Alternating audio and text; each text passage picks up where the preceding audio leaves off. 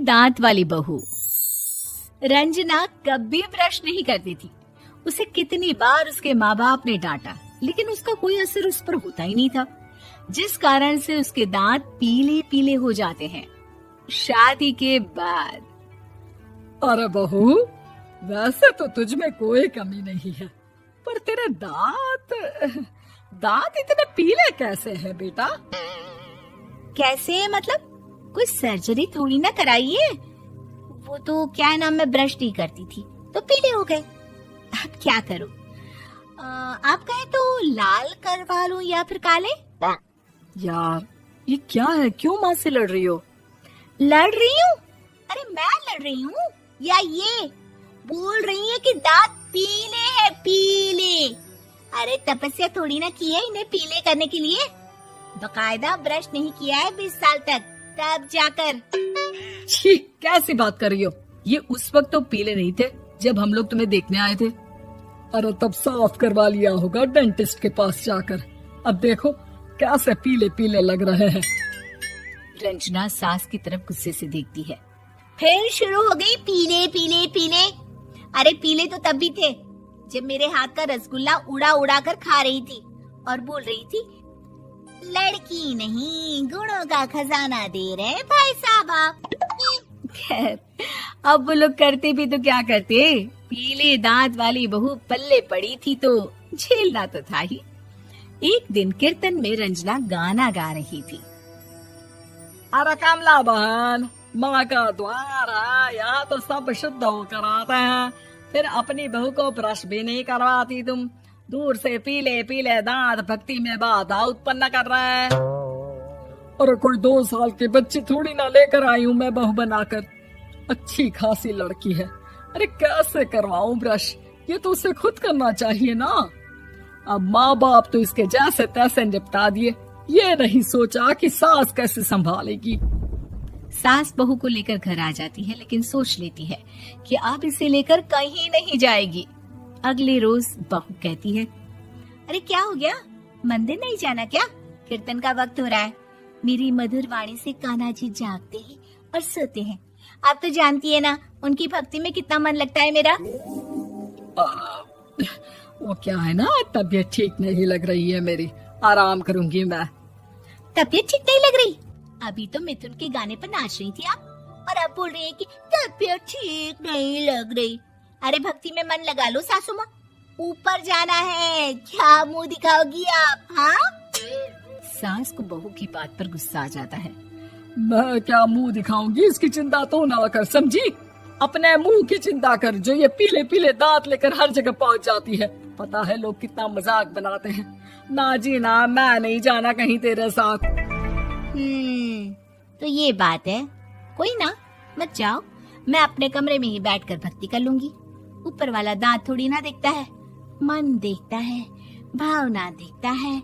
और अरे बस बस, तू सब कुछ दिखा, बस ये सफेद चमकदार दांत ना दिखाना किसी को, है? जा यहाँ से। बहू को सास की बात का कोई फर्क नहीं पड़ता, वो तो जैसी थी वैसी ही रह जाती है। सुबह नहाकर किचन में खाना बनाना, फिर खाना खाना, कीर्तन भजन करना और सो जाना। एक दिन, माँ जी मैं सहेली के घर जा रही हूँ, शाम को लेट आऊंगी। हाँ हाँ तो जाना, मैंने कौन सा तेरी आरती करनी है घर पर बैठकर। रंजना सहेली के घर जाती है, जहाँ वो पार्टी में जाने की तैयारी कर रही होती है। अरे शिखा, कहाँ जाने की तैयारी कर रही है? मैं गलत वक्त पर आ गई क्या? अरे नहीं यार, उल्टा सही वक्त पर आई है। मैंने ये साड़ी और ज्वेलरी निकाली है यार, शाम को इनके ऑफिस की एक पार्टी में जाना है। बताना कैसा लग रहा है ये सब? नहीं यार, इस ड्रेस के साथ तो वो वाली ज्वेलरी अच्छी लगेगी।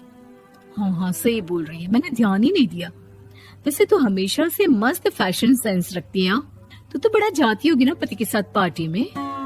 रंजना कुछ नहीं बोलती, बस सोचती है कि यार काश ये बात सही हो जाती, पर मैं क्यों नहीं जाती पार्टी में? क्या इन लोगों की कोई पार्टी होती नहीं होगी? रंजना घर आती है और रात में पति से सवाल करती है, एक बात बताइए, आप मुझे किसी पार्टी में क्यों नहीं ले जाते? क्या आपके यहाँ ऑफिस में पार्टी नहीं होती? पति बेचारा क्या कहता कि दांत पीले हैं तुम्हारे इसलिए। अरे कोई पार्टी होती नहीं हम लोगों के ऑफिस में, तो कहाँ से लेकर जाऊं? और मार्केट, मॉल, कहीं वीकेंड घूमना, कहीं तो। अरे यार, सारे हफ्ते में एक छुट्टी मिलती है, तो सोचता हूँ कि आराम ही कर लूं। क्यों? रंजना मन मार के रह जाती है। पहले कभी सास के साथ मंदिर जाया करती थी, लेकिन वो भी सास ने ले जाना बंद कर दिया। घर बैठी बैठी रंजना बोर हो जाती है। तभी उसे आइडिया आता है और वो मायके जाने का सोचती है। सासू माँ, 2 दिनों के लिए मम्मी के घर जा रही हूँ। अच्छा अच्छा, ठीक है, आराम से जा। और हाँ, माँ से कुछ अच्छी आदत सीख कर आना कि कैसे शरीर के हर भाग की तरह दांतों की सफाई भी जरूरी होती है, समझी? शुरू हो गई ना आप। वो लोग आपकी तरह नहीं है कि छोटी छोटी बात का बतंगड़ बना दे। उन लोगों के लिए मैं मायने रखती हूँ, ना कि मेरे पीले पीले दांत। रंजना माँ को बिना बताए उन लोगों को सरप्राइज देती है, लेकिन जैसे ही वो दरवाजे पर पहुंचती है, अंदर देखती है कि घर वाले कहीं जा रहे होते हैं। अब माँ, काश रंजना दीदी के दांतों वाली प्रॉब्लम नहीं होती, तो वो भी हम लोगों के साथ चलती ना बुआ जी की बेटी की शादी में।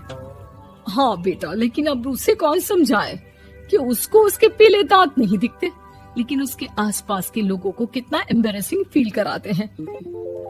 मुझे तो कितनी बार उसके स्कूल की टीचर ने शिकायत की कि उसके साथ कोई लड़की बैठना भी नहीं चाहती, और ना ही कॉलेज में कोई उससे बात करना चाहता था। लेकिन पता नहीं क्यों उसे ये बात समझ में ही नहीं आती। कोई कमी नहीं है उस लड़की में, बस यही कि दांत पीले हैं। वो तो भला हो जीजा जी और उनकी माँ का, जो दीदी को जैसी है वैसे ही रखा हुआ है। रंजना को अपने घर वालों की बात सुनकर बहुत दुख होता है।